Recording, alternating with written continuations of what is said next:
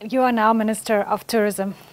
Must be a lovely portfolio actually to have. Great portfolio. Yeah, lovely portfolio to have. In this country, it's a fantastic portfolio. What if you had to identify the three challenges we face in tourism? What are the three top ones for us in South Africa? Transformation of the sector is probably our biggest single challenge, is to create opportunities for black businesses to respond to these opportunities and to enter the sector, partnerships, etc. We've just appointed a new BEE Sector Charter Council, and the Sector Charter Council has been charged with the responsibility, and the very good people there, very thoughtful people there, to come up with measures over the next few months that that will assist in dealing with these inherited inequalities within the sector, because the industry is poised to grow. It is, some people call it our new gold or new platinum, whatever you like to call it. And it's going to continue for the next few years to come. Right now, when we're facing the economic difficulties that we have, based on the global economy, based on low commodity prices and all sorts of things, this sector is a glimmer of hope. And so we've got to make sure that we continue to grow. So the next challenge would be we have to market our country and our destination successfully. So, getting a sort of a more effective marketing strategy, getting greater numbers of people from those markets that have potential but don't really have the numbers, going out there and getting the numbers from those countries, that's our next challenge. And the third one would be, you can't just continue marketing a thing. Your product has to be an ever-improving product. We're not going to make the sea nicer, we're not going to make Table Mountain nicer, but we have to keep our beaches clean and safe, our 3,000 kilometers of coastline, critical to our tourism cell, if you like.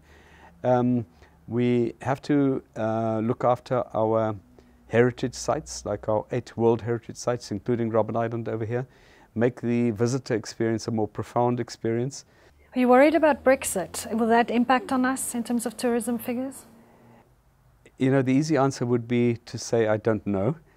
And it wouldn't be such a disingenuous answer, because I see so many commentators saying it's really quite hazy, the extent to which the Brexit will impact on the British economy and on the European economy and beyond.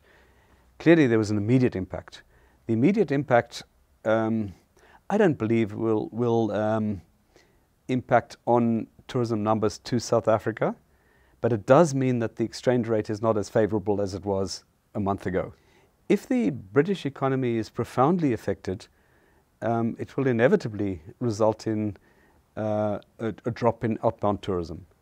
But whether it's a dramatic drop in outbound tourism and whether South Africa will be affected remains to be seen. I mean, there are a lot of concerns about SAA, and a national carrier is a crucial part of tourism, and like you say, access to routes, and often it's the national carrier, as we've seen such a lot of success with Turkish Airlines recently, Emirates and so on, all coming into South Africa and also to Cape Town.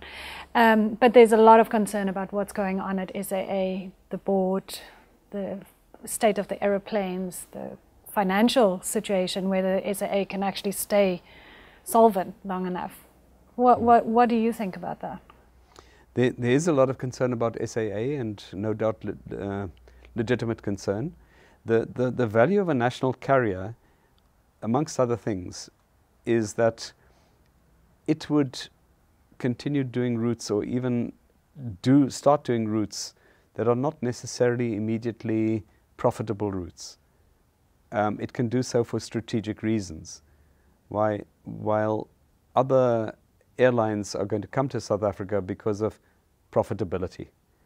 That does not mean that the national carrier and the airline should be badly run, and that it should incur costs, unnecessary costs. It has to be a well-run, efficient, professional airline, but you can use it for your country's benefit in strategic ways that you can't do with other airlines. Having said that, from a tourism point of view, it really doesn't bother us how people get to South Africa, as long as they're able to get to South Africa. If they come to South Africa on a broomstick, that's okay. But so the issue for us, the main issue for us, is air connectivity. not about whether it's our national carrier or not. How do you think the Western Cape is going to fare in terms of the local government elections? We've got to change the image of the African National Congress.